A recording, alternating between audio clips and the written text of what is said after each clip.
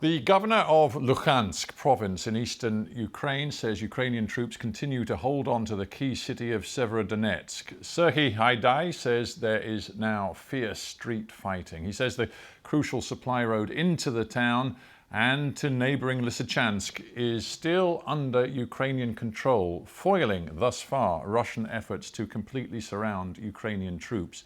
Meanwhile, the British Foreign Secretary Liz Truss is expected to speak to her Ukrainian counterpart to discuss the case of two British men sentenced to death after they were captured by Russian forces whilst fighting in Ukraine. Francis Reid has this report.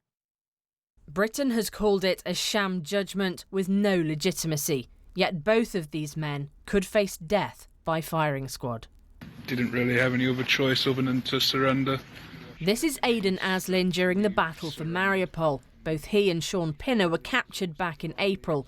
Now they're part of Russia's propaganda war, with Moscow claiming they're foreign mercenaries. They may be killed quickly as shock value, but as everyone expects they're not, then they will be held as a diplomatic tool. And I think the bigger picture here, what is happening, is that the Russians are going to become increasingly aggressive as part of the indirect conflict against the Baltic republics, against the Poles, against the UK and others who are close to the Ukrainian administration.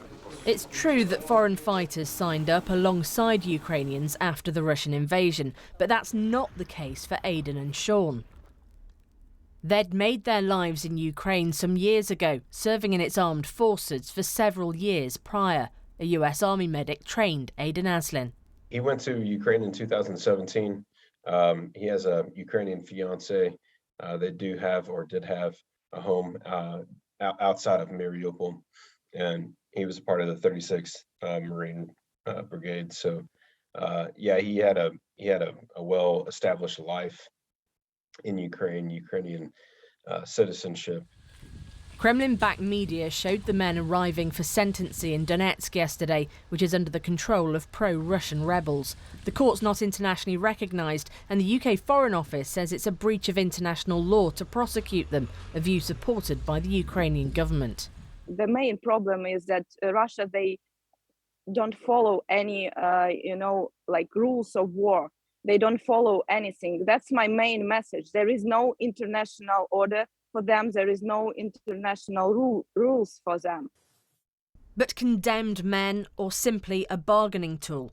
Ultimately, that's something that could be decided by President Putin himself. Francis Reid, BBC News. And our Europe correspondent Nick Beake has more on the fate of these two British men captured by Russian forces in Ukraine.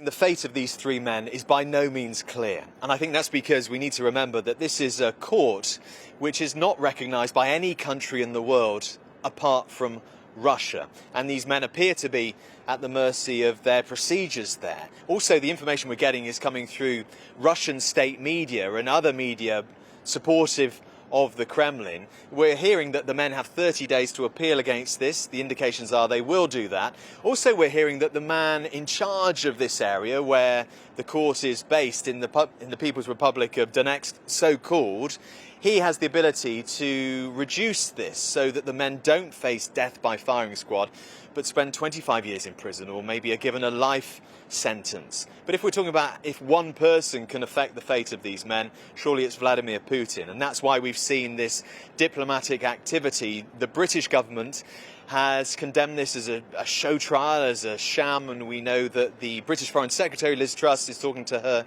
Ukrainian counterpart today as part of these efforts. Also in London, British officials saying they're talking to people in Moscow about this. I think the families of the men will be hoping there may be some sort of prisoner swap at some point in the future, and they may be clinging to one piece of information, again, that has come through Russian state media, that there have been other death sentences passed by this court, but apparently none has been carried out. But clearly it's a very worrying time for the families of these men.